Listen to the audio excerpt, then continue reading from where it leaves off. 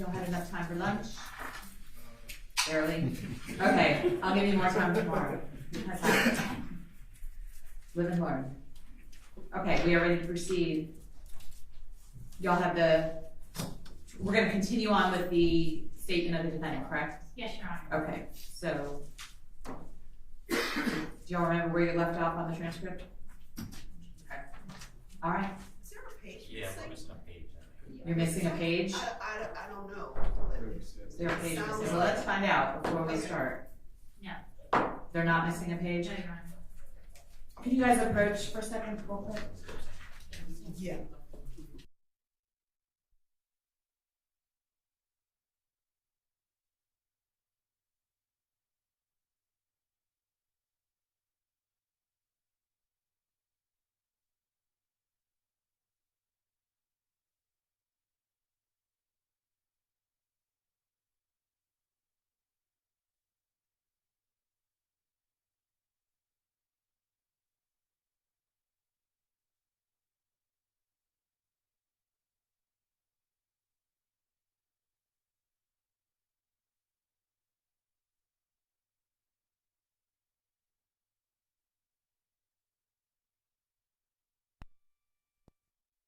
Situation.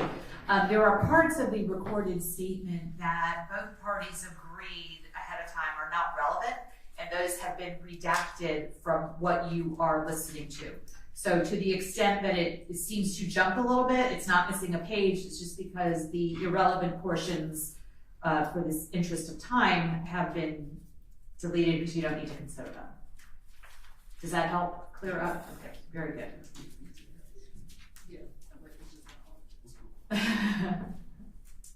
Okay, go ahead. Have on your plate tomorrow. Just working. I don't really go on there. Without your personal life too much. There's a good possibility that after we leave today, we think of something like, oh, you know what, we should ask her or whatever. Would you be able to meet up at some point or wherever if we need to, or not like this, not handcuffs, like on your own free will? If you meet somewhere and if you gotta do that, are you okay with that? Yes. Yeah. But like, and I'll call you first, you know, we'll give you your phone back. Just make sure, 602-491-3214, you got that home bill paid? Yes. All the way through the month? Yes. You get text messages? Yes. So- Yeah. Okay. I want to hear no, I didn't get your phone call. You know what I'm saying? You have to call these people back up here and ask for favors. Okay, now it's Okay, all right. I'm comfortable that you will as well. I think we're good now. Alright. Pray now. So we're gonna go talk to you gentlemen here just for a few more minutes. Get your transportation arranged back to work. And maybe in touch tomorrow, okay? If you don't hear from us, that means we're good for now. We'll give you updates. Okay. Call you. Time now is 12:10, February 15, 2022. This will conclude the interview with Mrs. Teresa Black, Clifton Doe, investigator with Clifton. If you have any questions, Teresa, you want to ask us right now? Yeah, you got my card? Don't lose it. All right.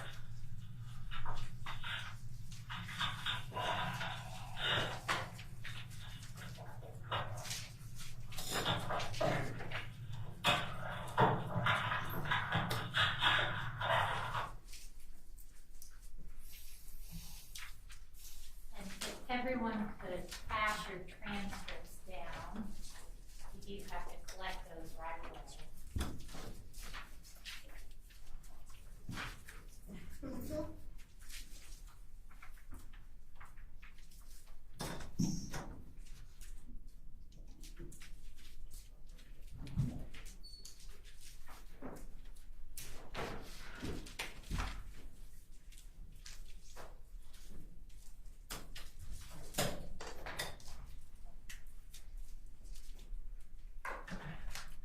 Thank you. Thank you.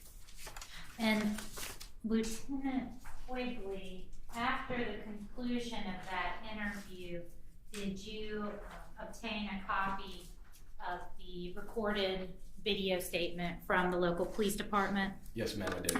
Is that the copy you brought back with you here in court? Yes, ma'am. Did you prepare a report of your time there in Arizona and what you did on this case? I did. And then did you turn over everything to the district attorney's office for further investigation? Yes, ma'am, I did. Have you had any other part outside from your visit to Arizona in the further investigation of this case? So a few months later, she was indicted and brought back to DeKalb County. Myself and Investigator McClendon met her at DeKalb County Jail to see if she wanted to provide an additional statement, at which time she did not. And that was Objection, Your Honor. Let me approach. Yep.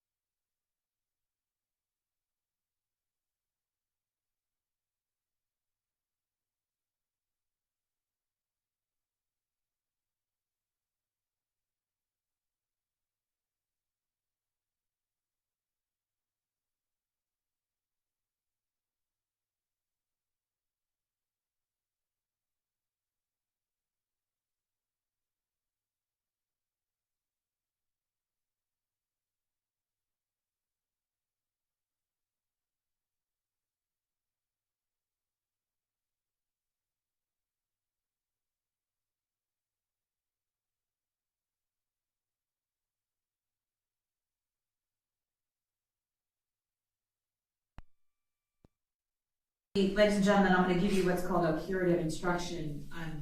The defendant has an absolute right to remain silent, doesn't have to give any statement, and law enforcement is not supposed to comment on that. So I'm going to instruct you to completely disregard any response, that question and response.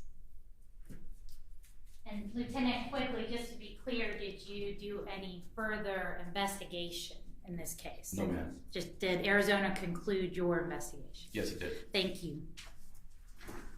Cross. Good afternoon. Good afternoon, sir. Got about 5 questions for you. Sure. Should be pretty brief. All right. There was one part in there that she talked about after she woke up and William didn't wake up. She says she shook him and then that she sat there for a day. Do you recall that? I do. All right. Now, your involvement began in this case where I think you said on direct that the DA reached out to you, right? Correct. All right. So the DeKalb County Police were no longer leading the investigation, it seems. It was cold, right? All right. You said that the DA was excited, is what you testified to. Yes, sir. All right. Now, Miss Black was handcuffed to a table for this interview, right? Yes. All right. And at no point during the interview was that handcuff removed. No, sir. And Investigator McClendon had her cell phone in his possession. Correct. All right. Was there any search warrant for her cell phone or anything like that? Nothing I'm aware of, no. Investigator McClendon said that you two were truth seekers, correct? Yes. At the time of this interview, well, you had been briefed on the case, correct? Yes, I have.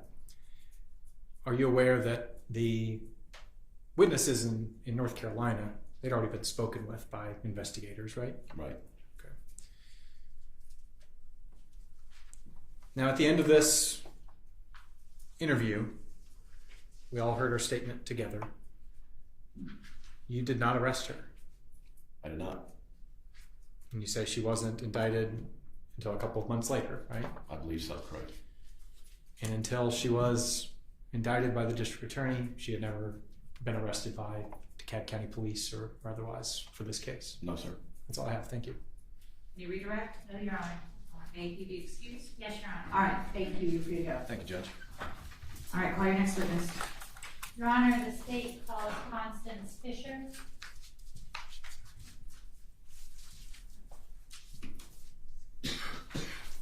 Wait, please, ma'am. How do you approach her?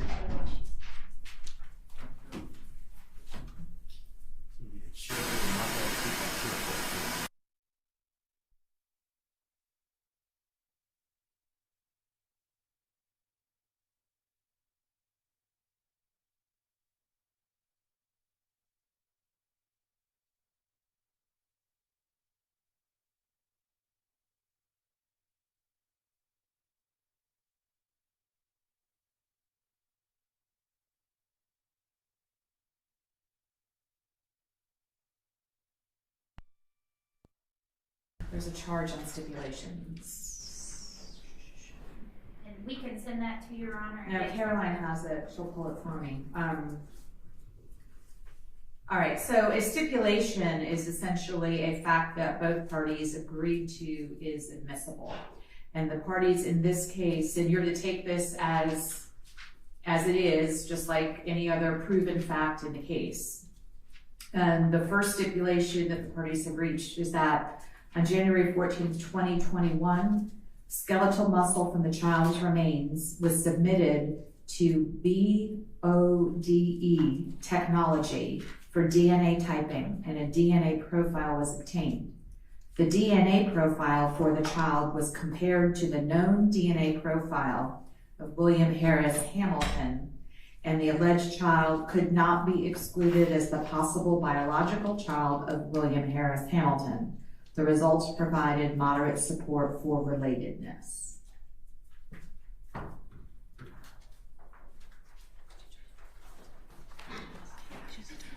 Okay, so that fact is agreed to by both parties. Raise your right hand.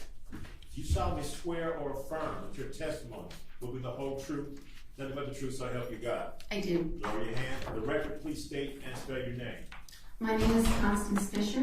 That's spelled CONSTANCEFISHER. Good afternoon, Ms. Fisher. Good afternoon. Could you please tell the jury where it is that you're employed?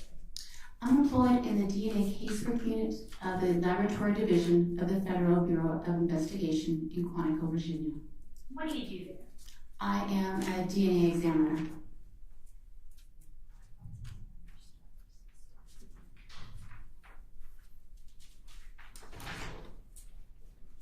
And what type of DNA examination do you perform at the FBI lab? I perform the regular kind of DNA. You may be familiar with the kinds you're familiar with. That's also we refer to that as nuclear DNA. I can also do mitochondrial DNA, which is a more specialized type of DNA, as well as Y chromosome DNA. Your Honor, I believe the parties will stipulate that Ms. Fisher is an expert in DNA analysis. Is that correct? That's correct. Okay. So the state would tender her as such. And she'll be allowed to testify as an expert in that area. Tell the jury what DNA is. DNA is the abbreviation for the chemical name deoxyribonucleic acid. And it's a chemical that's found in the cells of our body that can be thought of as your genetic blueprint. It has all the information for how to build you, what you look like, and how your body works. Everybody has 2 copies of the regular DNA, the nuclear DNA. One copy you get from your mother and one copy from your father. And this means that everyone's nuclear DNA is unique to an individual with the exception of identical twins. How is DNA used to distinguish individuals? Well, most of our DNA is the same. That's what makes us human. So we look at those areas that differ between individuals. For regular or nuclear DNA, we look at what are called short tandem repeats, which will be abbreviated as STRs. These are areas of the DNA where there are short segments of the DNA that are repeated over and over again, and the number of repeats will differ between individuals. The kit we currently use looks at 21 of these STR locations. Previous versions have looked at only 15 STR locations. How is DNA testing performed in the FBI laboratory? DNA testing is performed by taking a small section of the evidence, or a cutting or swabbing of the evidence, and putting it into a small test tube. Then chemicals are added to that test tube, and the DNA is extracted and purified away from everything else. We then find out how much DNA we have, which is important to optimize the next step, which involves copying those different STR locations. Finally, the different STRs are separated by size on an instrument, and it's the data from that instrument that I use to determine the DNA profile and conduct comparisons. What is kinship analysis? Kinship analysis looks at the DNA profiles from different individuals for potential relatedness.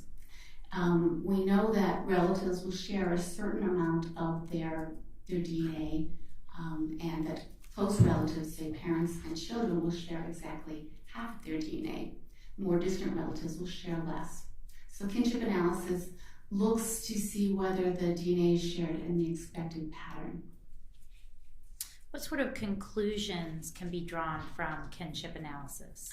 Well, if the DNA profiles don't fit the expected pattern, then that would be an exclusion, or that they're unrelated.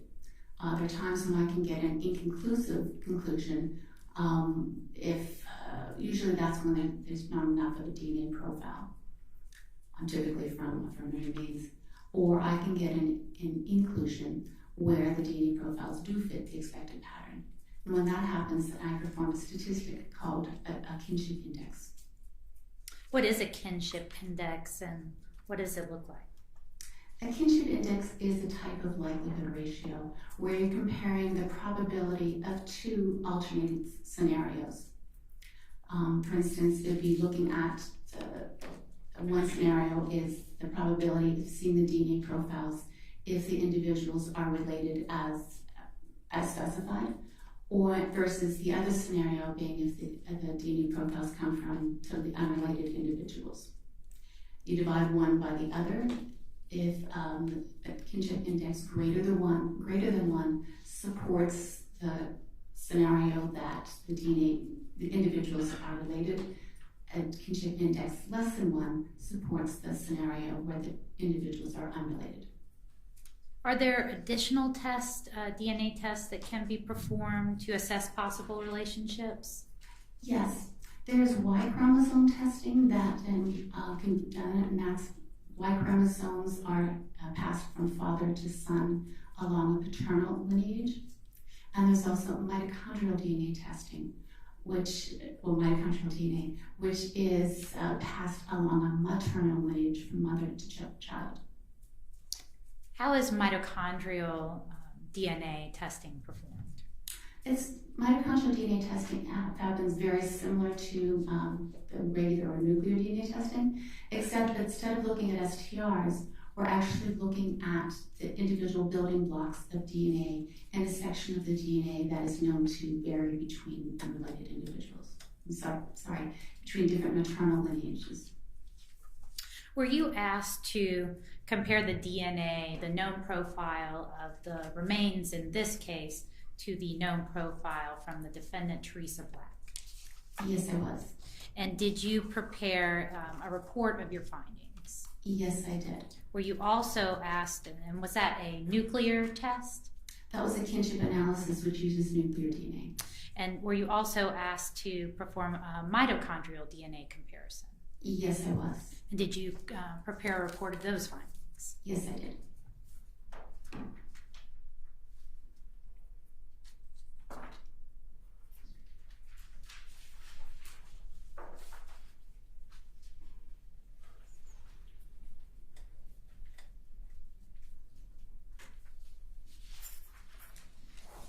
I'm going to have you start with, I think I might have 2 copies. So we'll start with Exhibit 69.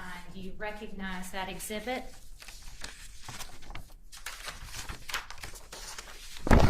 Yes, this is a copy of my report which has a nuclear kinship analysis. And is it a true and correct copy? Yes, it is. Your Honor, at this time the state tenders Exhibit 69 into evidence. Any objection? No objection. 69 is admitted.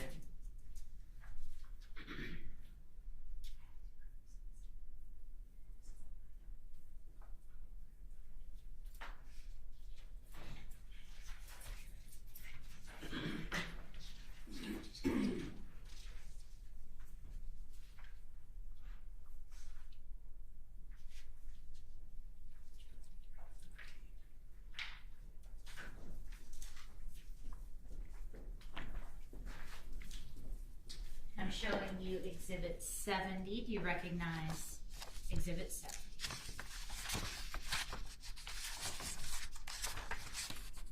Yes, this is a copy of my report with the mitochondrial DNA analysis. Is that a true and correct copy? Yes. Your Honor, at this time, the state tenders Exhibit 70 into evidence. Objection? Objection.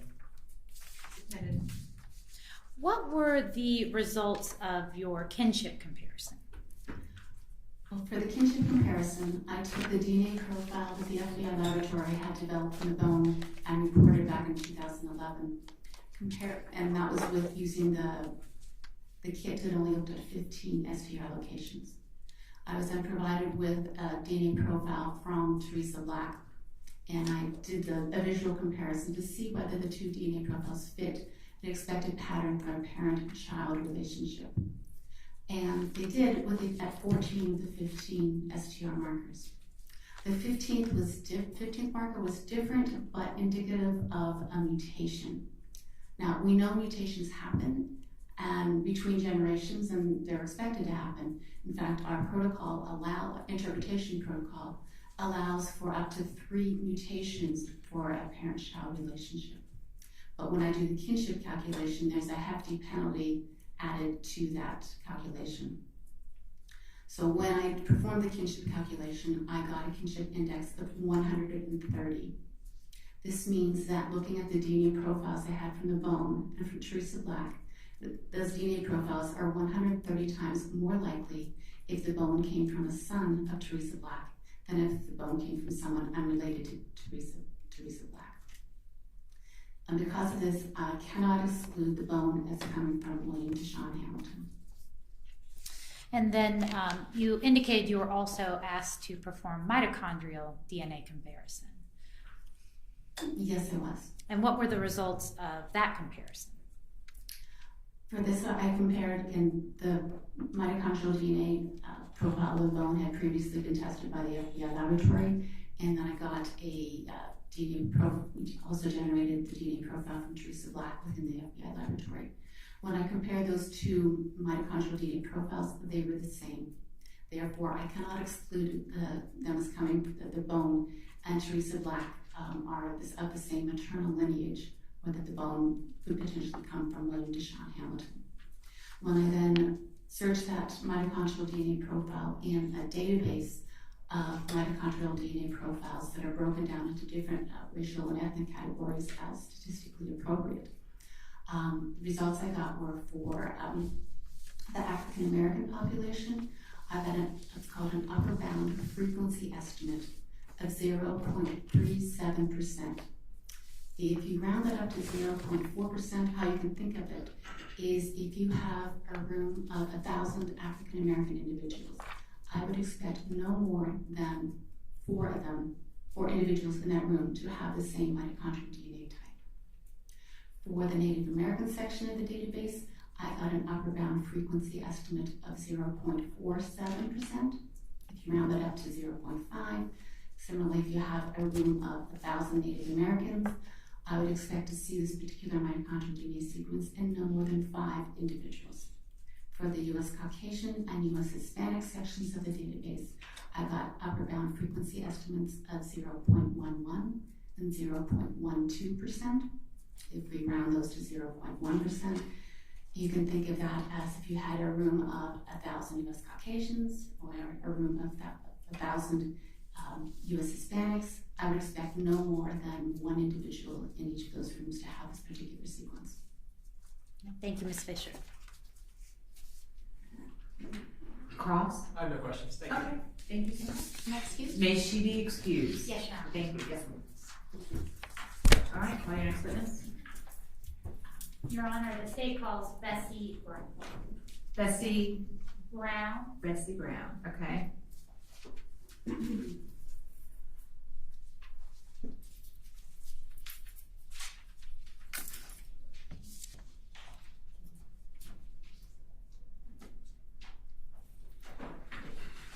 This way, please.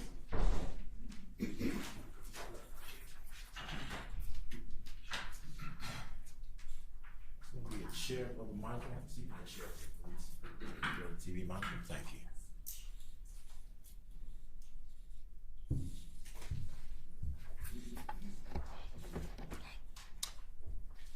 Now, make sure you speak into the microphone. Raise your right hand. Do you solemnly swear or affirm that your testimony will be the whole truth, nothing but the truth, so help you God? I do. Lower your hand. For the record, please state and spell your name. My name is Bessie Brown, BESSIE-BRAOWN.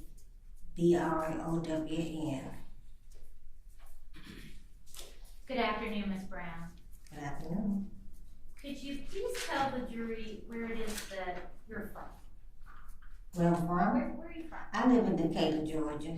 And how long have you lived in Decatur? Since 1972. Miss Brown, did you go to the United Methodist Church on Clifton Springs Road? Yes, I am a member of that church. To this day? Yes. When did you become a member? Do you recall? We started going in 1973. I joined in 1982. Were you attending that church back in the 90s as well, all through? Yes. 98, 99? Yes. Do you have a special role in the church? Well, I am the church historian right now. Back in, were you asked to look at a picture fairly recently of a woman to determine if she'd ever been to your church in connection with this case? I think someone asked me had I seen a picture. I said, no, I haven't. Let me show you a picture. I'm going to show you Exhibit 59 that's already been admitted. Do you recognize that woman? No, I don't. Have you ever seen her before? No, I have not. Is that woman a member of your church to your knowledge? No, she's not. And do you ever recall seeing that woman come to the church to ask for any help or services? No, I don't. What kind of neighborhood is the church in? It's a family-oriented neighborhood. Are there many businesses? Not in our neighborhood. It's not. There are businesses around, like on Canada Road and places like that, but not in our neighborhood. Right there around the church? No. Are there any organizations, back in 1998, 1999, were there any organizations set up nearby that did work with the homeless? No. What about your church? Was your church set up as a way that was doing outreach to the homeless? Well, if someone had come to the church to request assistance, we would have helped her through our benevolence. Mm-hmm. I want to talk about the woods across the street from the church and bring up what's already been admitted.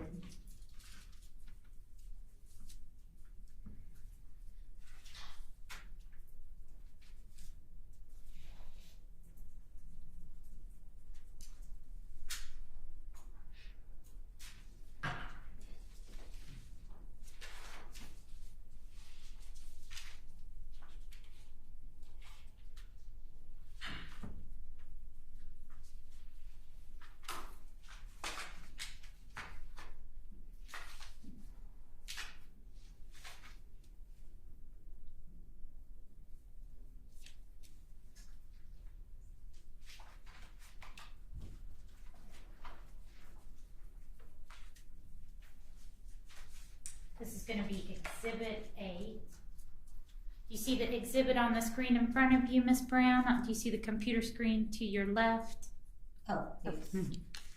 Do you recognize that area as the woods in front of the church? It's across the street.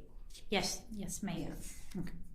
And in your time, all that time that you've been attending the church there, have you had an opportunity to pass by the woods as you're going into the parking lot to go to church?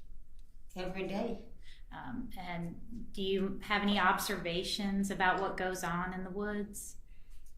No, other than people, they just throw out trash and stuff when they're going down Clifton Springs Way. But no, I have not. Back in 1998 to 1999, was it customary for people to hang out in those woods? Not to my knowledge. Were you familiar with anyone hanging out in the cemetery? Not to my knowledge. Would people walk through there during the day? I think so, yes. Were you aware of anyone sleeping in those woods? No. All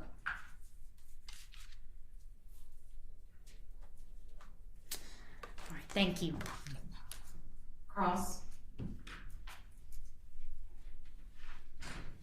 No questions, thank you. Thank you so much, Ms. Brown. You're free to go. Call your next witness. Your Honor, the state.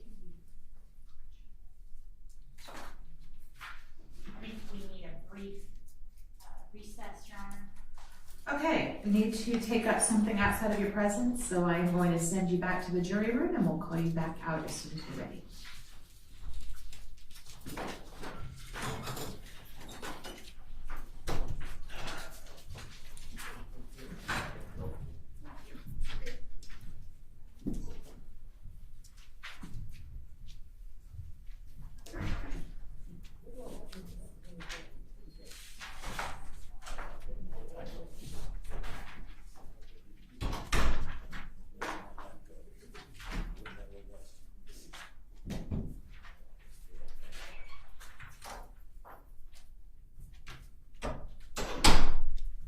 Okay, yes. This witness was just one that was added on sort of late. I haven't had a chance to speak with her. We've tried. She says call us back. Just wanted to speak with her.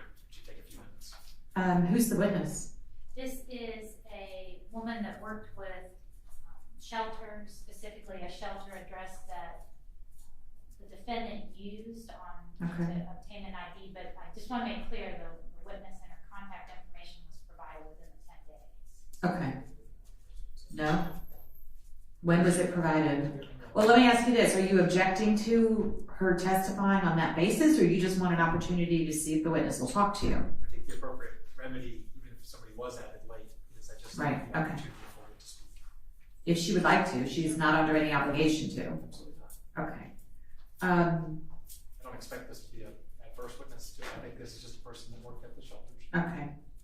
All right, so you want to talk to her outside the courtroom? Yes, please. Okay.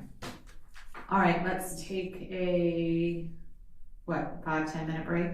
Can't imagine it would be, if there's anything different, I'll let the court know. Okay, very good. All right.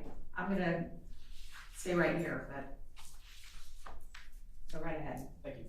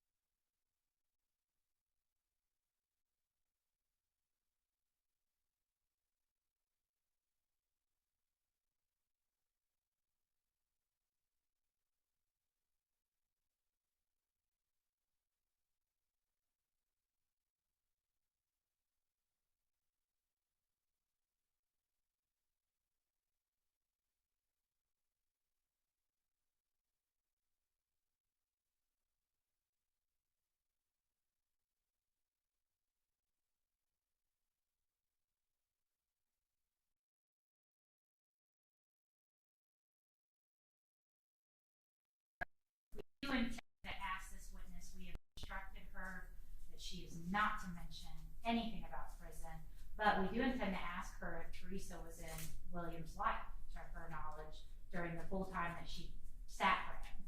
Okay, I'm okay with that. And that's fine. I just wanted to make sure that was clear and on the record that the previous issue we discussed. Okay. But that's not this next witness. No, Your Honor. Did you have a chance to talk to this next witness? Thank you. Okay, you're welcome. All right. Anything else we need to take up? Not from the state, Your So, Honor. all right, so how many, are these next two gonna be rather short? Yes, Your Honor. And then how many more do we have for today? We have, we can start calling some of the family members. They're here and Okay. available. So. Okay, very good. All right, let's go ahead and bring the jurors in then. Okay.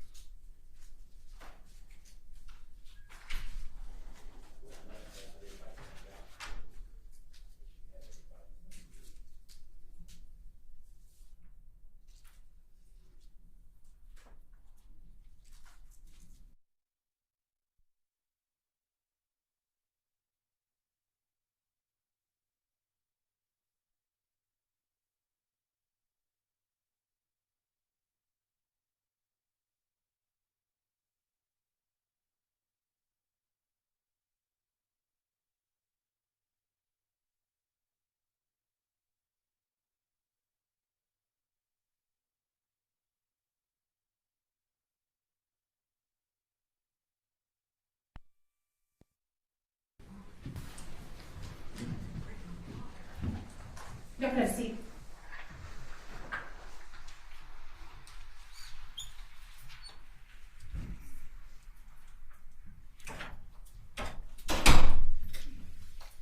All right, you can call your next witness. Thank you, Your Honor. The state calls Shirley Baker. This way, please.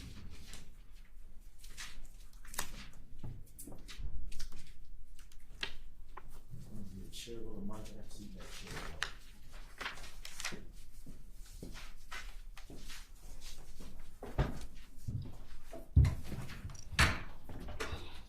Raise your right hand. Do you solemnly swear or affirm that your testimony will be the whole truth, nothing but the truth, so help you God? I do. Lower your hand. For the record, please state and spell your name. Shirley Baker, SHIRLEYBAKER. Good afternoon, Ms. Baker. Good afternoon. Could you please tell the jury how you are familiar with the Women's Day Shelter of Atlanta? I started working at Atlanta Day Shelter October 2001 until 2015 when it was acquired by Atlanta Mission. And what was your role at the shelter? I started off as a social worker and then moved up to operations manager and then interim director. Are there any records available from the shelter from 1999 back to 1998 to your knowledge? Not to my knowledge. I believe all the documents that Atlanta Day Shelter had went to Atlanta Mission, and I don't know if they kept those documents. What sort of services did the Atlanta Women's Day Shelter provide back in 1998 and 1999? Atlanta Day Shelter provided day services, which meant that we provided meals, breakfast, lunch, snacks. We had medical services for both the women and the children, place for the women to wash their clothing, mental health services, work services, which meant we helped them or assisted them into gaining employment. assisted them in getting Social Security benefits if they needed those. Clothing closets for both the women and the children. Just daily needs, whatever they needed, as well as assisting them in finding night shelters. And you indicated that it was a day shelter. Were there also night shelters in the area of Atlanta nearby that you worked with? Yes, we did work with all of the night shelters in the metro Atlanta area. We had to, so that we can provide night shelters for the women and the children, so they wouldn't be on the streets. And what sort of services, if any, did the night shelters provide regarding food, nutrition? They provided the evening meals as well as the snacks for the women and the children once they got to their facilities. Now, are you familiar with or have you ever seen anyone utilizing the services of the Atlanta Women's Day Shelter use that as their address when they were having some issues with housing insecurity? Yes, we did provide mail services for the women. You were unable to receive certain benefits unless you had an address, so we did have those addresses for them. And at any time was the shelter located at 1039 Marietta Street Northwest in Atlanta? I believe when they first opened, they were in a church, and then they moved to that location and then to the Ethel Street location. And in 1998, 1999, would the Women's Day Shelter have been at the 1039 Marietta Street location? That I do not know.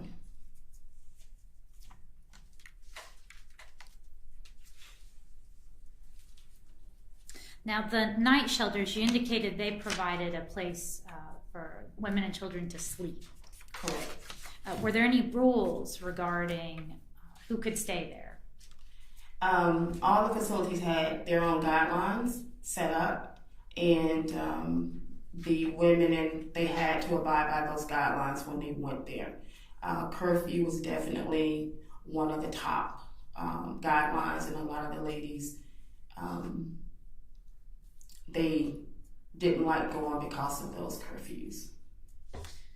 When you say they didn't like going, what do you mean by that? The curfew started maybe at 5 o'clock, 6 o'clock. Some of the ladies, if they had employment, they might not get off at that time. So it was a conflict with them getting there in a timely manner. But many of the night shelters would work with the ladies as long as they knew their work hours. They would give them a certain time frame to get back to the night shelters, but some of them didn't want to abide by that guideline. And were you ever working with women that might have worked in nightclubs or adult entertainment clubs? Yes. And would those hours be difficult for someone in that industry? It would, and that's why we encourage them to pursue other employment.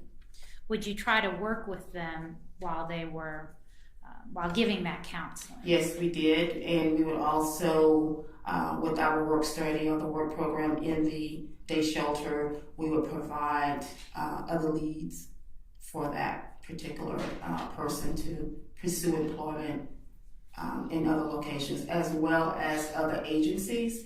We did make referrals out to other agencies for work programs as well.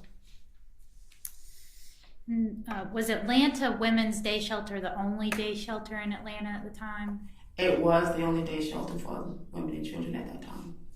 And what about the night shelter? Was there more than one night shelter? Oh, yes, definitely. Would women with children be prioritized in any way at the night shelter? We did try and work with the women and children first in gaining a place to stay. If a woman with a small child were to turn up after curfew and need help, would they just be turned away, or would there be methods to try to help them? At the night shelters? Yes, ma'am. They would try and assist them. During that time, you had a facility called the Task Force, and they had a lobby area. So if they didn't have a bed available at that particular night shelter that they went to, then they would direct them to the task force. And the task force normally would take in people, but they had to sit in the lobby area. There was not a bed for them. And if there were there any other ways of allowing women and children to stay nearby or in close proximity if not in the lobby? Okay, say that again. Was there any other places that the women and children might be able to stay nearby, not in the lobby? Not with a bed, no. The beds were limited. You didn't have a lot of beds in the metro Atlanta area due to a lot of people coming here that was already homeless or something took place that caused them to lose their homes.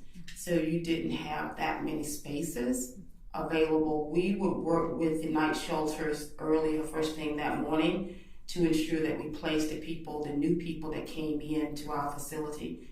But once those beds were filled, then there were really no other beds available in the metro Atlanta area. Then they would go to the task force and sit in the lobby area. Did the shelter have an issue, say, if a person had a vehicle or access to a vehicle parking nearby and staying in their vehicle?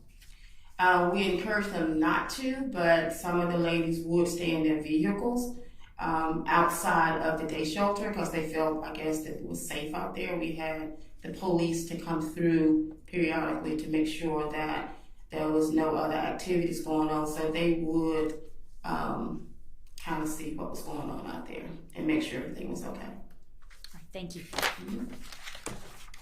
Cross? I don't have any questions. Thank you so much. Thank you. You're excused. Thank you.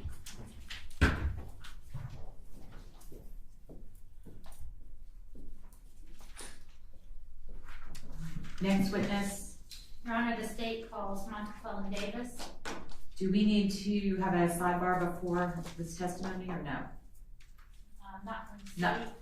No. Okay, just checking.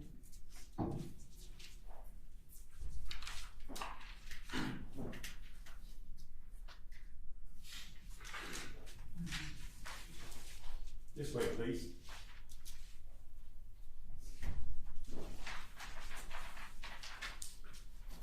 It's gonna be a chair. Sit that chair, please. Thank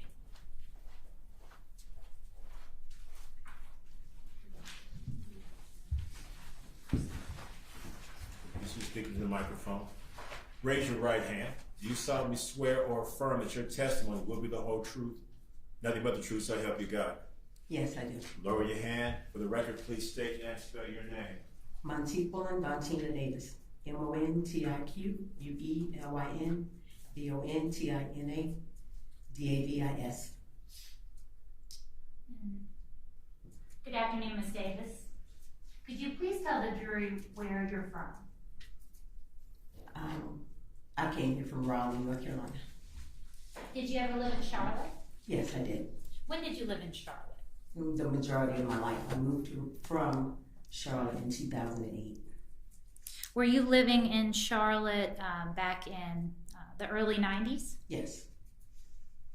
And then until 2008? Yes. What did you do for work?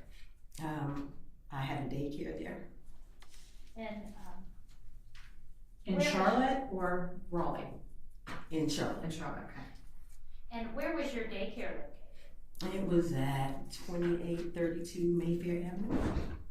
I'm showing you what's already been admitted as Exhibit 3. Do you recognize the residents in this exhibit? I do, but that's not mine. Not yours? Did you ever go to that particular location? No. Did you operate a home daycare center? Yes, but not. But not out of that particular location. That house is up the street from my house. Okay. So your daycare center, where was it operated out of? It was about 2 houses up from that. 2 houses up. And while you were operating that daycare center, did you ever look after a little boy named William Hamilton? Yes, I did. And who retained your services? His grandparents. Do you recall when that was?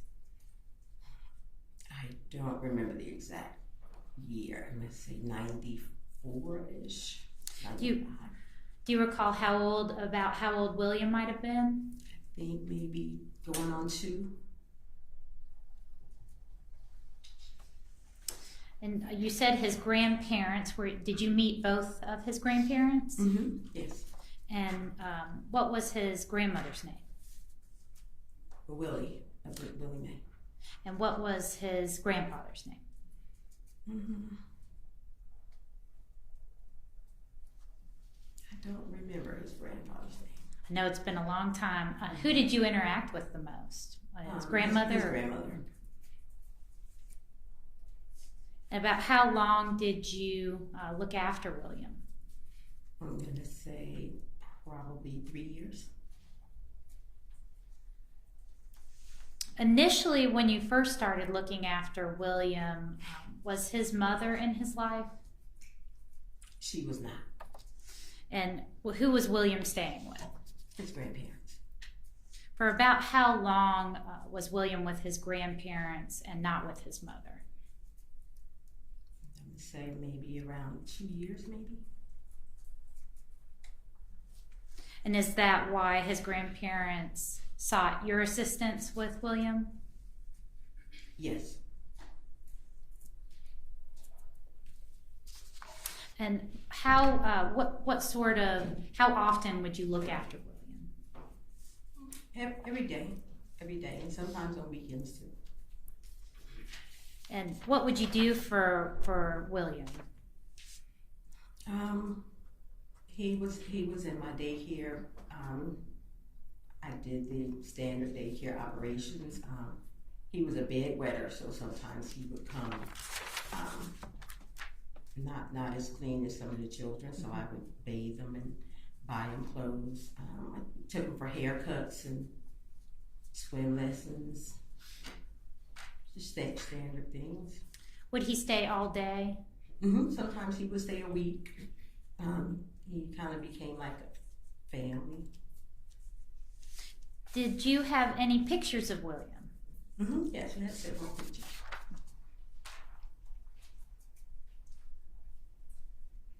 Permission to approach the witness, Your Honor? Sure. Showing you what's been marked as State's Exhibit 71. Do you recognize this exhibit? Yes, I do. And how do you recognize it? I took this picture of William. This was one of the times that we were at daycare. We were at my fiance's house at this time. And about how old was William in that picture? I think about 3. And was this during a time when William's mother was not in his life? She was not. Your Honor, at this time, the state tenders Exhibit 71 into evidence. Any objection? No objection. All right, 71's admitted. Permission to publish. Yes.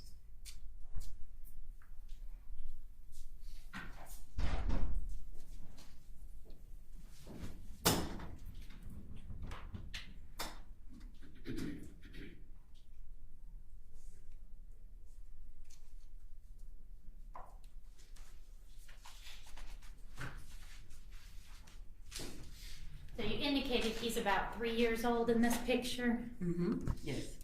Now, at some point, did William's mother come back into the household? Yes, she did. And about how long did you continue to look after William when that happened? I think maybe a year or so. And at that point, were you still being paid by the grandparents, or did William's mother start paying? His mother started paying. And what was the nature or frequency of how much you would keep William at that point? At that point, when she came, the long weeks they reduced because she was there a lot more. I kept him sometimes on weekends if she would let me keep him because like I said, he had become part of the family. So if I mentioned to her, maybe we were going to go Carowinds or my nephew might spend the night, she would let him stay longer. When was the last time you recall seeing William? I think the last time I saw William was at his school. I just went to check on him to see how he was doing at school. Do you recall what grade he was in? I want to say probably kindergarten, maybe. And after that, did you ever have any conversations with his mother about sort of formally canceling your services? Or how did you stop seeing William? I stopped seeing William because the daycare closed. I closed my daycare the summer that everyone was going to school. So I didn't take any new children. All the children were going to be 5 years old, so that would be their last day. So I shut down that summer. And did you go and check on him at school after you closed down? Yes.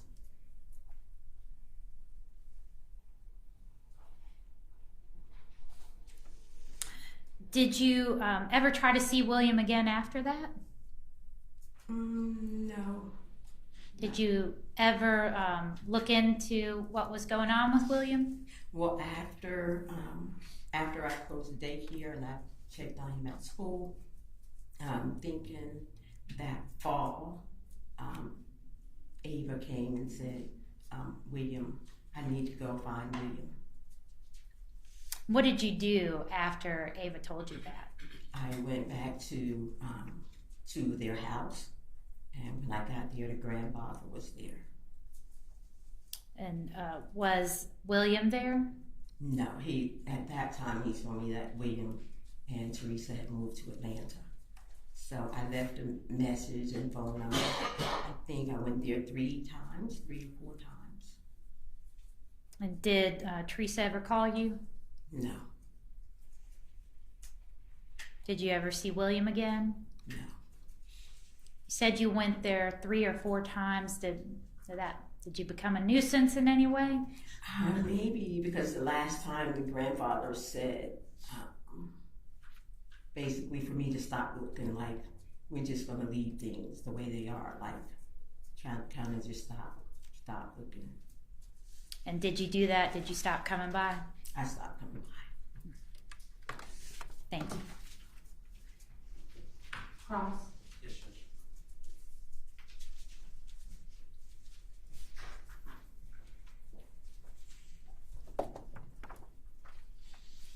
Hi, Ms. Davis.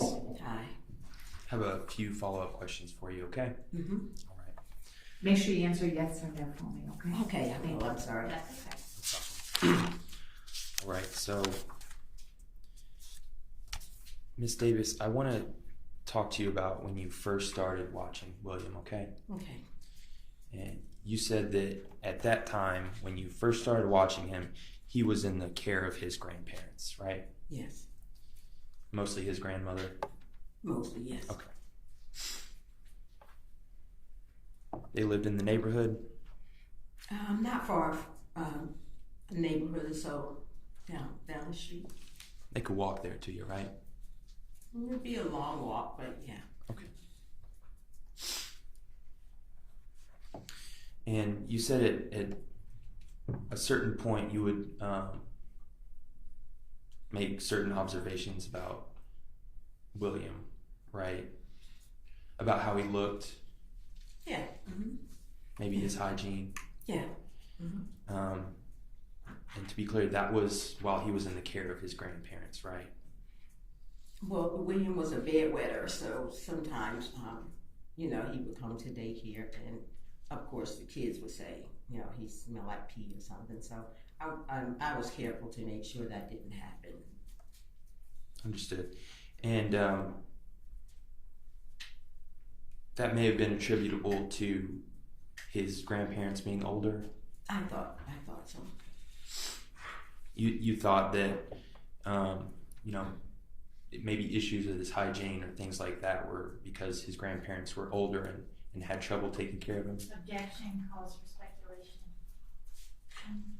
If witness can answer, she can. I thought it was a combination. They were older, and I think his grandmother went to work pretty early, so it would be a combination of they're older, and a lot of times there's not enough time to give a baby a bath every, a detailed bath every morning. So.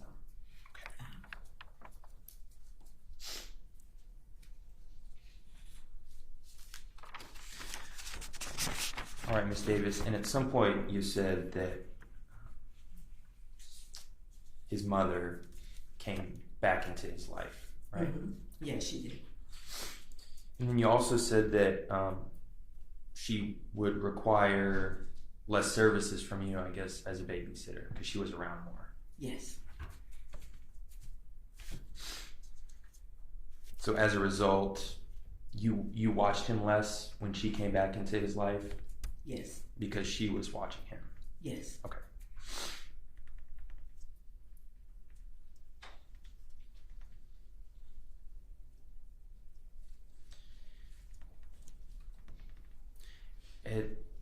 And at some point,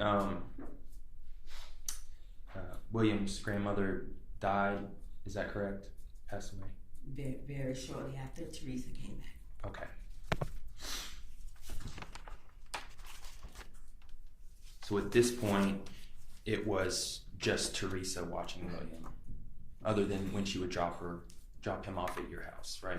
Yes, the grandfather was he wasn't absent, but he wasn't like totally hands on. But he always had enough time to say, "Hey, how you doing? How's everything going?" Like he would make time. He was friendly, but he didn't have William as much when Teresa came home either. Okay.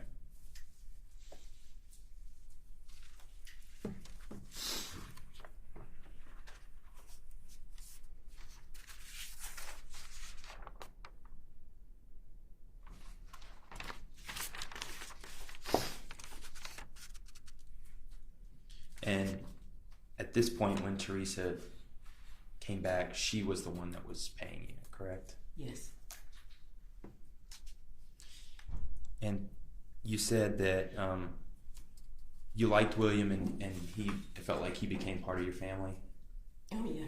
Yes. So you enjoyed taking him into your house when she let you, right? Yes. And when you asked if he could spend time with you and your family, she would allow William to go and spend time with you and do whatever you wanted to do, right? She never said no. Okay. One moment. Thank you.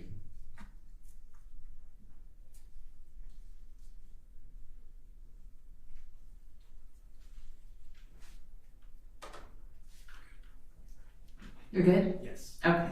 Any redirect? No, Your Honor. May she be excused. Thank you. You may step down. You're free to go. Call your next witness, please. Your state called Margaret Hamilton. Okay.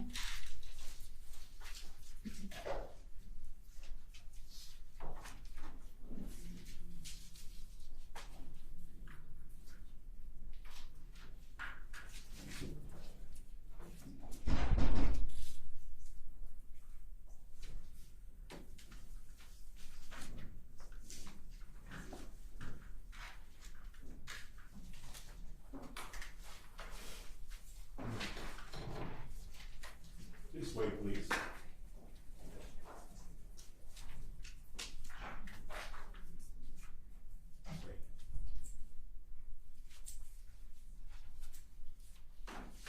This way, man. There'll be a chair. There's a ramp. We can use the stairs if you prefer. Okay. Yeah, to your left and come around one.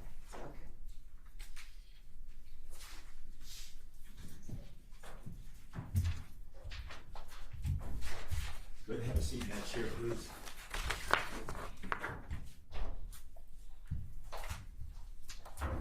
Raise your right hand. Do you solemnly swear or affirm that your testimony will be the whole truth and nothing but the truth, so help you God?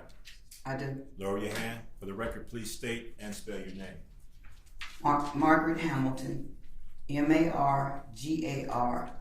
Margaret, Hamilton, Hamilton. Good afternoon, Ms. Hamilton. Ms. Hamilton, where do you currently live? In Charlotte. Charlotte. And how long have you lived in the Charlotte area? About 39 years. And in the late 1998, early 1999s, did you reside in Charlotte? I did. What neighborhood did you reside in around that time? It was between Glenwood and Remington. And that's a metropolitan neighborhood within Charlotte. Yes. And do you have any children, Ms. Hamilton? I do. And how many children do you have? I have 3 boys and 1 girl. And what are the names of your boys? My boys' names are Christopher, William, and Nathaniel. And what's the name of your daughter? Wanda.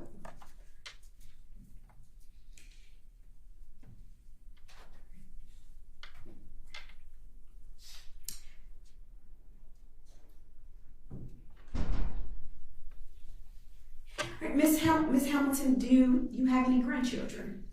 I do. How many grandchildren do you have? 23. 23. And I want to speak with you in reference to your son William. Does William have any kids? He does. How many kids do he have? 5 boys.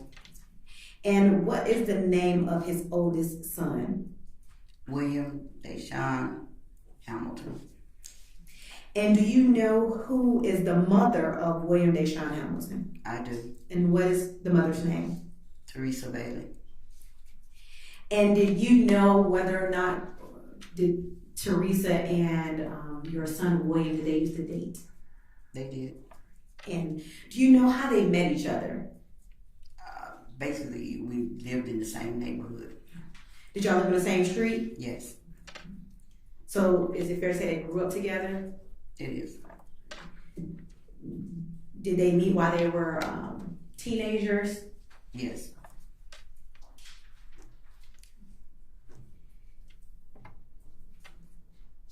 And so at some point after they were dating, they conceived a child. Do you know where that child was born? Carolina Medical. And is that in Charlotte or somewhere else? Charlotte. In reference to your grandchildren, where does William Dashawn Hamilton lie in the age? Is he the first oldest, second oldest, the youngest? Where He's the second oldest. So I want to speak with you about your grandson, William Dashawn Hamilton. After William was born, newborn baby, can you explain to the jury what was the dynamics of the relationship between William, your son, and Teresa, and with the baby? It was good. Okay.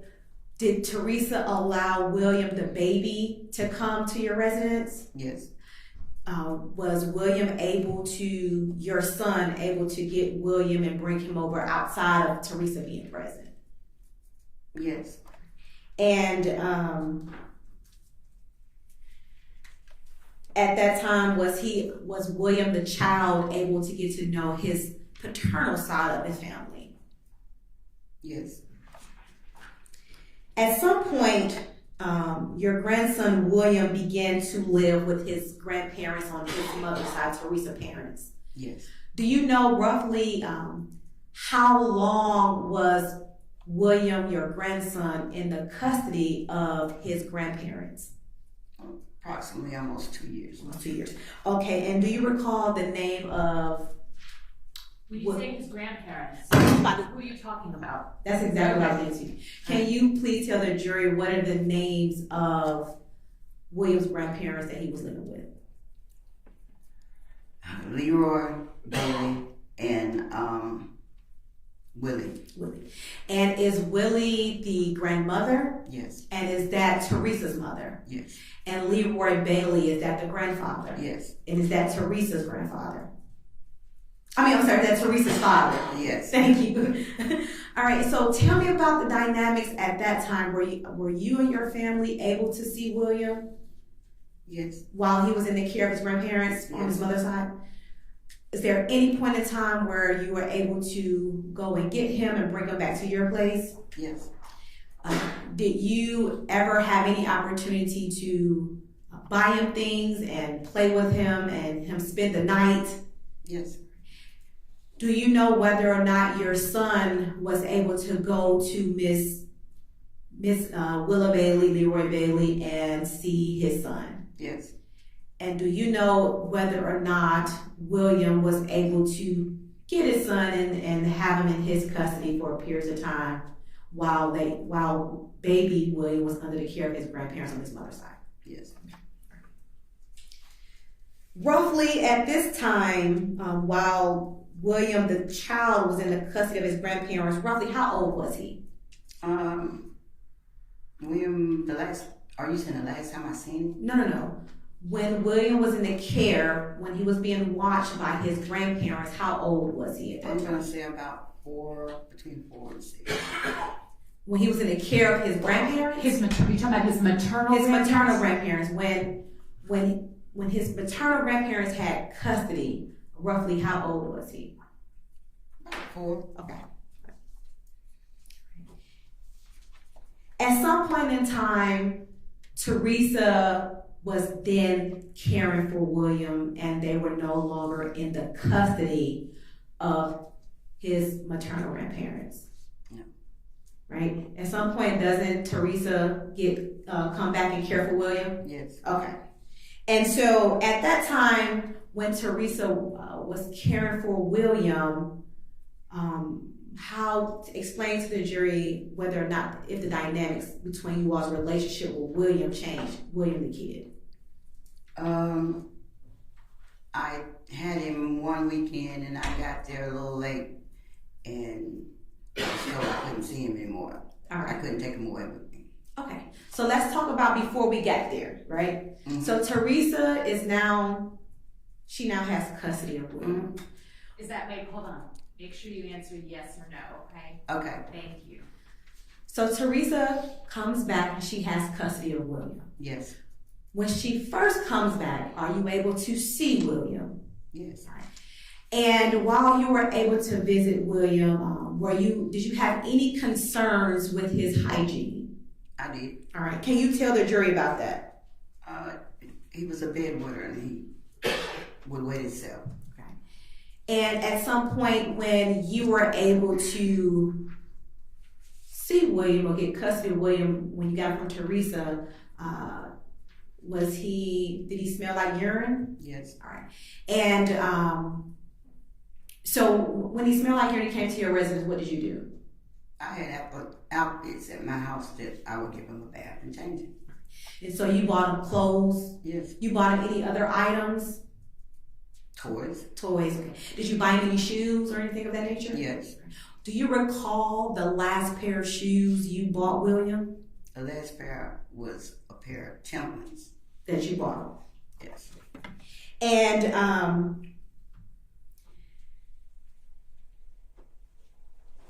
And were you concerned with William the child's hygiene while he was in the custody of his grandparents? Maternal grandparents, thank you. Not really. And so you didn't get concerned about his hygiene until after he was in the care of Teresa. Right.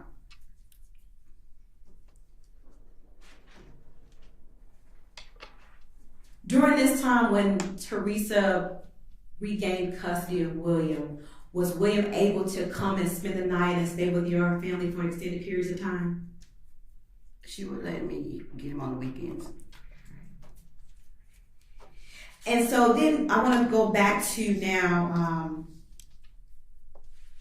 speak about the incident where you had custody of William. This is what you spoke about in reference to bringing him back late. How long had you had William for that period before you brought him back to Teresa late? Oh, that was on the weekend. It was a weekend.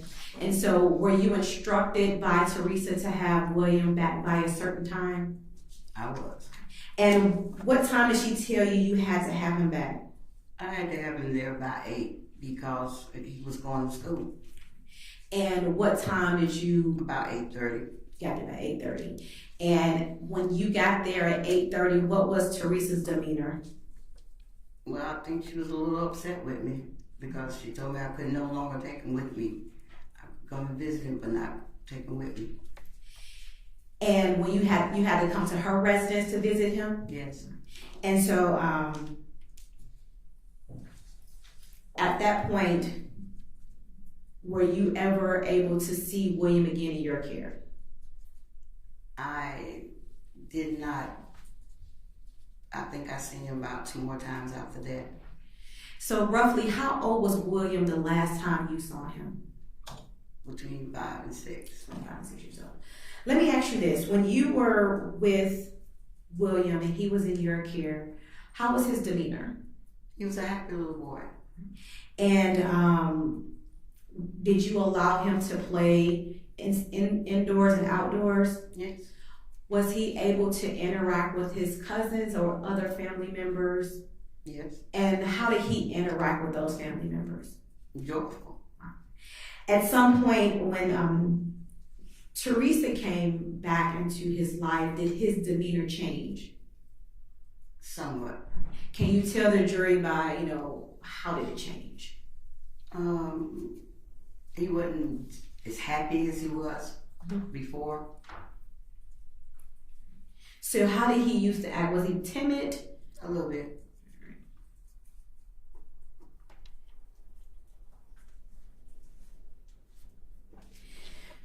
So you stated you never saw him again when he was around the age of 5 or 6. Do you know if he was in school or ever enrolled in school? Not that I don't know. You don't know? Okay. Did you ever see Teresa after the last time you saw William? Yes. Okay, can you tell the jury about that? Where do you see her? I ran into her at the bus terminal and I asked about William. And he was supposed to be with his godfather. I ran into a... Okay, let's start right there. So he was supposed to be with his godfather. Did she tell you where William and his godfather were? No. All right. She didn't tell you whether or not he was living in another city anywhere or... Yeah. Okay, so what city were they in? I can't remember. Okay, all right. And so you ran into her at the bus terminal. He was with his godparents. Did you run into her another time? Yes, I was on the bus with her. All right. And let me back up. When you ran into her at the bus terminal, was that in Charlotte or in another city? Charlotte. Charlotte, okay. So the next time you ran into her on the bus, was that in Charlotte as well or in another city? Charlotte. And did you conversate with Teresa? I did. And what did you say? I asked her where was he at, and again, he's with his godparent. At any point, did you ever see her again after that? I think I seen Teresa about one more time after that. And did the story change as to where William was? No. Okay. So he was always with his godfather. Yeah, because I gave her my phone number. Okay. For me to be able to talk to him, and I never did get that chance. All right. At any time, did she ever tell you whether or not he was in foster care? No. Okay. And so you gave her your phone number, and what did you ask her to do with the phone number? Give it to him so he could call me. And we say him, you mean William, your grandson? Yes. And what was Teresa's response when you gave her your number and asked William to call you? Oh, she was real happy, and yeah, she'd give the phone number to him. She advised you that she will have William contact you? Yes. Roughly, do you recall when this was? Exactly, no. Well, it wasn't during the summer. Approximately, how long have you not seen William at this time period when you ran into Teresa? I don't remember the year. Okay. Was it more than a year, less than a year? It was more than a year. It was more than a year, okay. And then when you ran into her on the bus, how much time can you estimate that had passed at that time? Probably maybe 2 or 3 years. 2 or 3 years after that. Okay. Yeah. At some point, did you see or come to learn that Teresa had another child? Yes. Did you ever see Teresa with that child? I did. And when you saw Teresa with her other child, tell me about that conversation. Just it's a pretty baby, and where's William? I'm still trying to find out where he's at. Roughly, how long or how many years are we speaking of? From the first time you saw her till she had her child, where you were asking her for William? About how much time between there? About how many years? Yeah, in total. Oh, in many years. Many years. Okay. Yeah.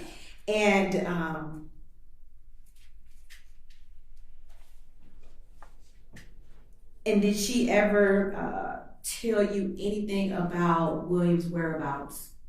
No. And when you made contact with Teresa, you saw Teresa, was there anything remotely wrong with her that you can recognize? No. At some point, when you saw Teresa with her second child, her other child, did she advise you where she was living at the time? Well, she got on the bus right there on Marvin Road, so I already possibly knew she was living in those apartments. And what city is that? Charlotte. In Charlotte. At some point, did you come to learn whether or not she left and stopped living in Charlotte? Yes. And do you know where she moved to? I really don't know where she moved to, but first of all, I thought she was here. When you say here, where is that? In Atlanta. Okay. And then she went to Alaska. Okay. All right. And did you know who she was living with in Atlanta?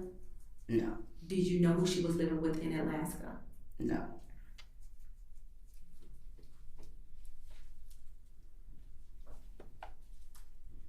At some point in time, did you run into Teresa and she spoke about William having a family? Your grandson William, did she tell you whether or not he had a family? No.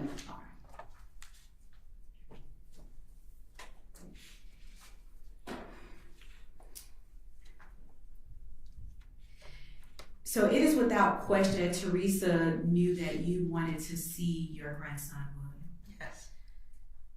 Ms. Hamilton, have you ever taken care of any of your grandchildren? All of them. At any point in your life, have you actually had custody where your grandchildren were living with you? 6 of them, yes. 6 of them lived with you at one time? At one time. And so when they were living with you, your grandchildren, were you taking care of your grandchildren? I was. Were you providing for them for their meals, providing them with clothing, providing them with the proper nutrition and a proper guidance as a grandmother? Yes.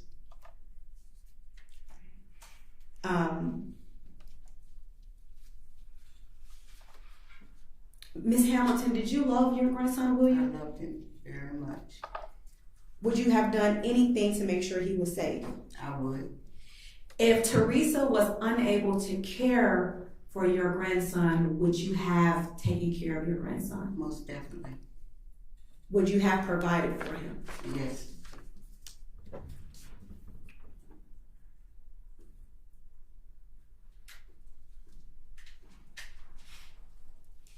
And throughout all of the conversations that you had with Teresa about where's William, did you have hope that you will see William again? Yes.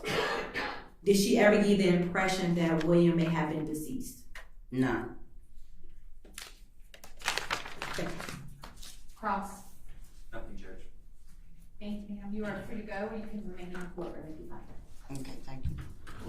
Be careful with the stairs. All right, call your next witness. Your Honor, we have one more witness. We need a brief recess Okay. For them, and then we'll be ready. All right. Send you back to your room for a moment, then I'll bring you back out.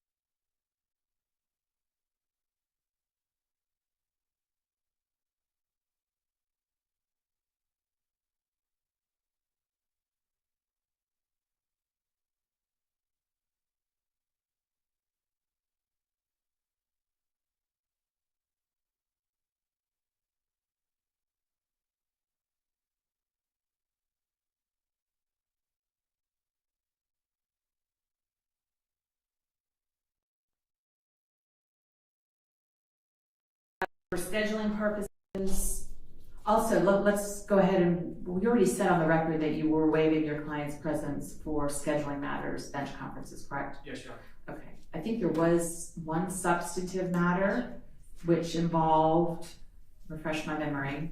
Quigley's statement. All right, Quigley's statement. And then, did we send the jury out to deal with that? No, we did it. All right, let's put that on the record. And are you, I don't remember, you asked to approach. Yes. You asked to approach, I think. I think I objected and you asked us to approach, but. Okay. I recall it like you did, Your Honor. Maybe when it happened, I recall the defense saying, objection, may we approach? All right. My preference would be that Ms. Black be involved in all substantive areas of the trial. My preference would be that she could either approach with us somehow without shackles, as I said. Right, well, that's not going to happen. Or the jury's excused next time it happens. Okay. Well,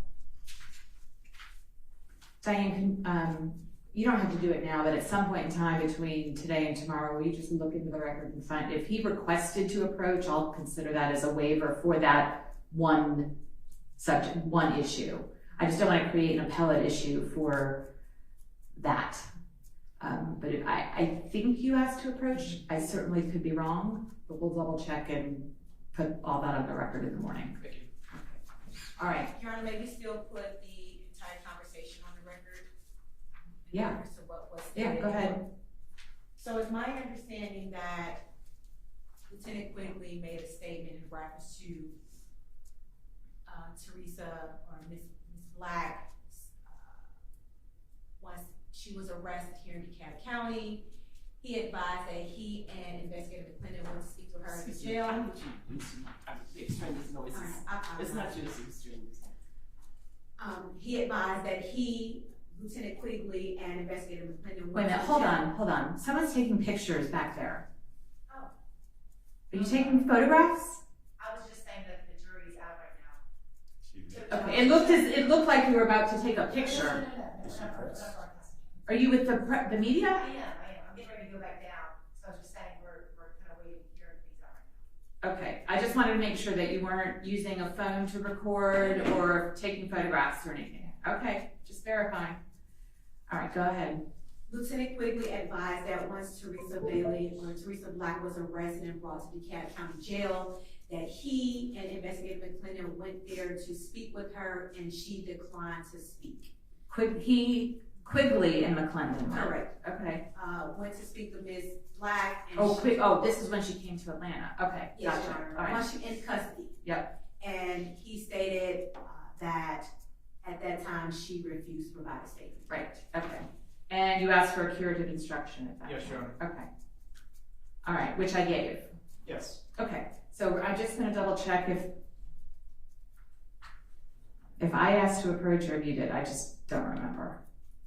But anyway, it is what it is. It's done. Okay. Anything else? This last witness for today, how long do you anticipate this testimony taking? Not very long. Another short one? Yes, sure. All right. Let's bring the jurors in, and then we'll start with Gonzalez in the morning. I'm going to have the jury come back at 10:30 tomorrow.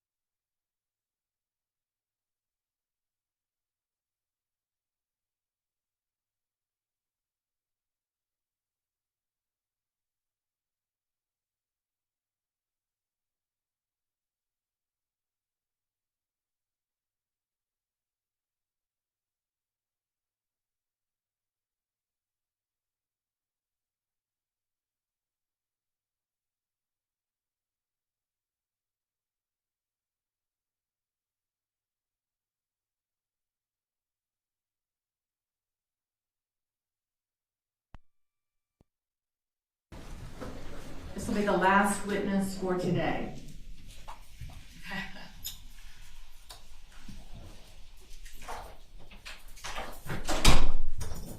All right, call your next witness, please.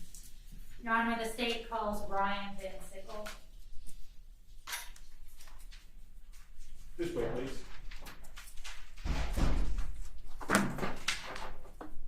It's going to be a chair for the monitor. Keep that chair for him.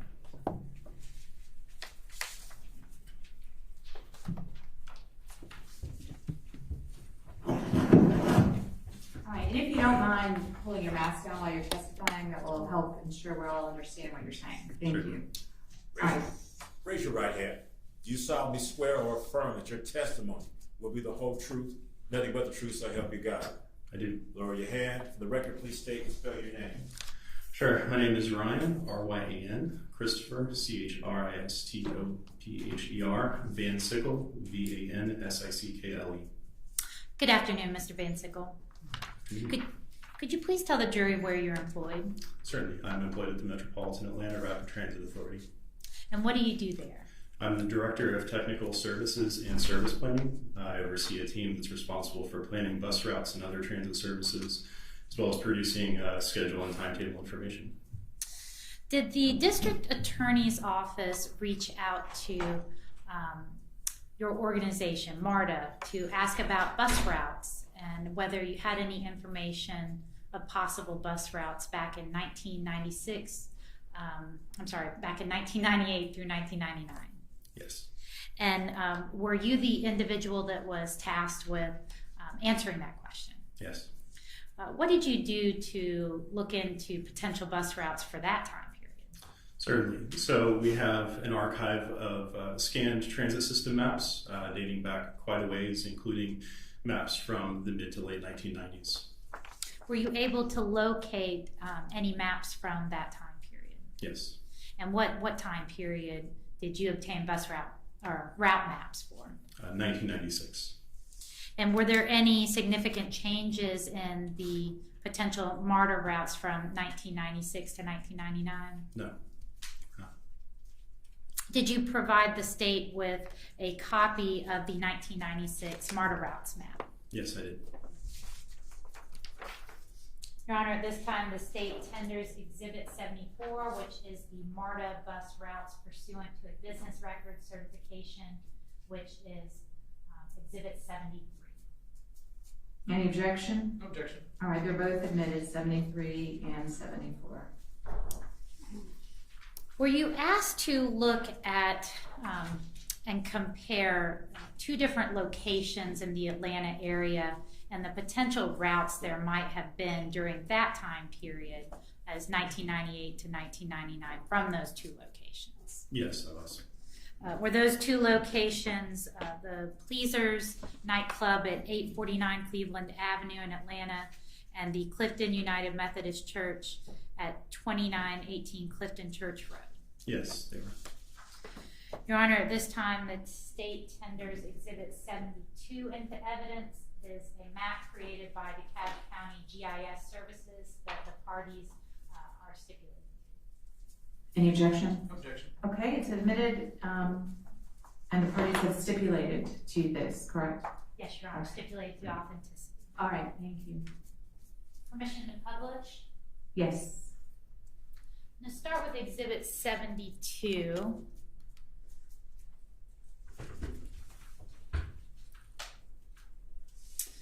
Were these the locations that you were asked to look at potential routes in between? Yes, they are. And if you wouldn't mind, could you, there's actually a large screen behind you. Sure. Would you mind standing up and pointing to the Cleveland Avenue address? And then where is the church located in reference to the Cleveland Avenue address? Other side of the screen here. All right, you can have a seat.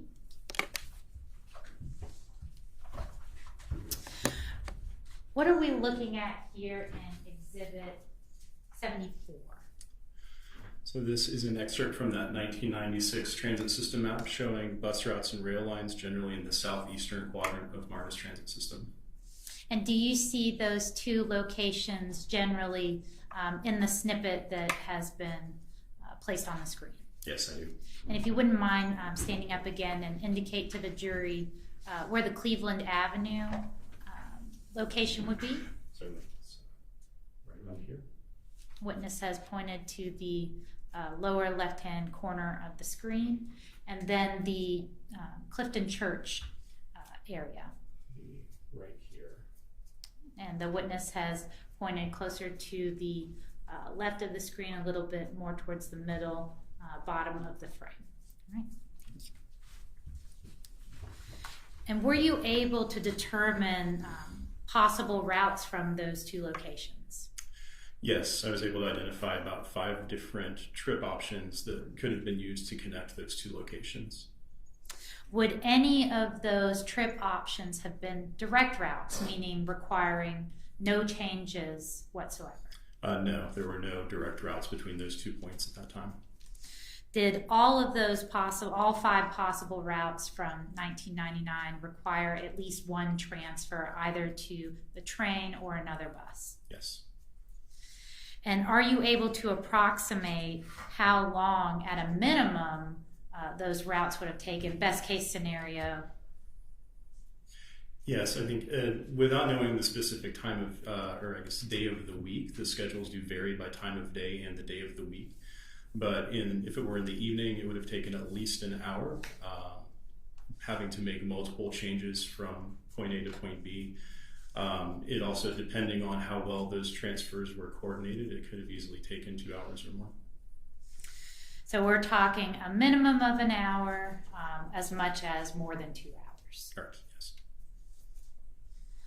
The bus stop closest to the Pleasers location, when does that bus stop accepting travelers? So it depends the specifics on the day of the week, but if I recall, around 12:45 to 1 o'clock in the morning. Now, what about around the Clifton Springs Church area? When do the routes start shutting down in that area? So at that time, it was a little bit more varied, if I recall, on the weekdays between 11:45 and midnight. On the weekends, a little bit later, closer to 1 o'clock in the morning.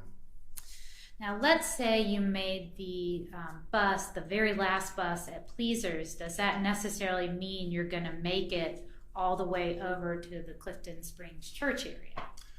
No, just looking at the schedules and when the different routes shut down, it did not look like it would be possible to catch the last bus on Cleveland Avenue and then still catch the other bus or train that would be needed. Thank you. Certainly. Cross? Good afternoon, Mr. Van Sickle. Afternoon. How, in 1998, how did people pay to ride MARTA? There would have been several different ways. You could have paid in cash. You could have paid with a token, which could have been purchased at a rail station or at one of the retail locations the MARTA had. Alternatively, people also could use paper-based fare passes for a weekly pass or a monthly pass. And did you pay for how long you were on? Like if you took the bus, does the price change based on how long you were on the bus? No, it doesn't. It would have been what's considered a flat fare system where you pay once when you get on the first vehicle and then you have transfers after that. So if you transfer buses to a different bus, you could get a transfer that would allow you to get on the next bus. Correct, yeah, the transfers were free at that time. Do you get that from the bus driver? You say, hey, I need a transfer? Yes. Okay.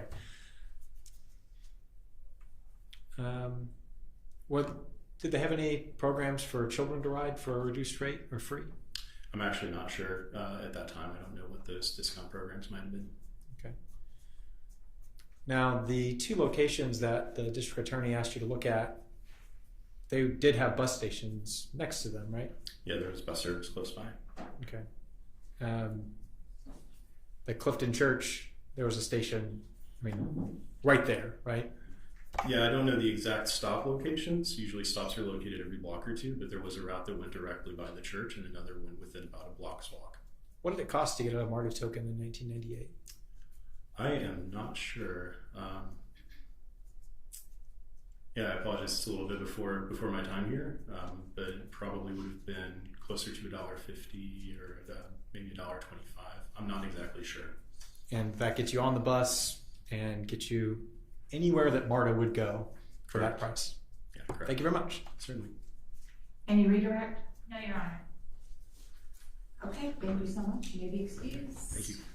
Are there any other quick witnesses we can get done this afternoon? No, Your Honor. Okay. Then we are going to go ahead and conclude for the day. A couple instructions for tomorrow. I do have drug court starting at 9 in the morning, so I don't want you sitting back there unnecessarily. So I'm going to have you come in at 10:30 tomorrow, okay?